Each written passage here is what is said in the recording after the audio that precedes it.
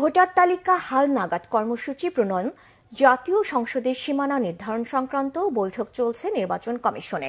দর্শক, সেখানে আছেন আমাদের সিনিয়র রিপোর্টার এস.এম. ফয়েজ। সরাসরি কথা বলবো তার সাথে। ফয়েজ, বৈঠকের আলোচ্য সূচি সম্পর্কে আর কি তথ্য আছে আপনার কাছে?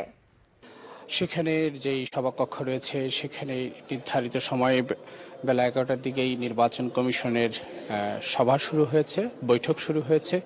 সেই বৈঠকে আজকে তিনটি এজেন্ডা নিয়েই বৈঠক হয়েছে। আমরা যতটুকু জানতে পেরেছি, প্রধান নির্বাচন কমিশনার এ.এম.এম. নাসিরউদ্দিন সহ অন্য 4 কমিশনার এই বৈঠকে উপস্থিত রয়েছেন। সেই সঙ্গে নির্বাচন কমিশন সচিবালয়ের কর্মকর্তারা সেখানে উপস্থিত রয়েছেন।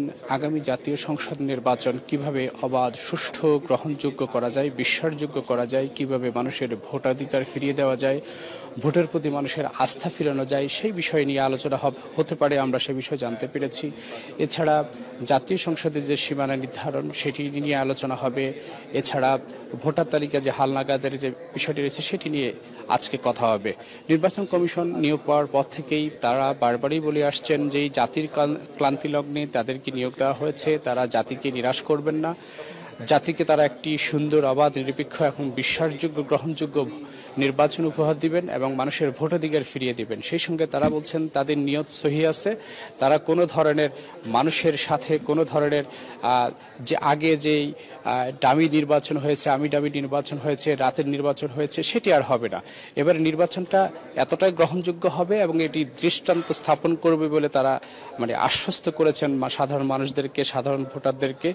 এবং সামনে যেই নির্বাচন, জাতীয় সংসদ নির্বাচন, সেই সংসদ নির্বাচনকে সামনে রেখে তাদের কর্মপরিকল্পনা কিভাবে করা হবে সেগুলি নিয়েও তাদের আলোচনা হতে পারে আজকের বৈঠকে। এছাড়া সামনের উপজেলা নির্বাচন, পৌরসভা নির্বাচন, সিটি কর্পোরেশন নির্বাচন, সেই নির্বাচনগুলো দিয়েই তারা আসলে সেই নির্বাচনগুলো কতটুকু সুষ্ঠু, অবাধ, গ্রহণযোগ্য এবং বিশ্বাসযোগ্য করতে পারে তার উপরই নির্ভর করবে যে আগামী জাতীয় নির্বাচন কিভাবে অবাধ, সুষ্ঠু, গ্রহণযোগ্য করা যায় সেই বিষয়ে। তারা বলছেন মাঠ পর্যায়ে যে আইনশৃঙ্খলা বাহিনীর সদস্যরা আছেন বা প্রশাসনিক কর্মকর্তারা আছেন তারা সর্বত্র সহযোগিতা করবেন এবং কেউ যদি কোনো ধরনের ভোটারদেরকে বা অন্য কোনো ধরনের পন্থা নিয়ে ভোটের প্রতি মানুষের অনাস্থা ফেরার বিষয়ে যদি অসহযোগিতা করেন তাদের বিরুদ্ধে কঠোর ব্যবস্থা নেওয়ার পরিকল্পনা রয়েছে বলে আমরা জানতে পেরেছি। এ ছিল রাজধানীর আগারগাঁও থেকে আমার কাছে সবশেষ খবর। পরবর্তীতে মিটিং শেষে যখন আনুষ্ঠানিকভাবে কথা বলবেন সিএসসি অথবা অন্য কমিশনাররা, তখন আমরা বাংলা ভিশনের দর্শকদেরকে সব বিষয়টি একেবারে খোলাসা করে বলতে পারবো। ধন্যবাদ ফয়েজ।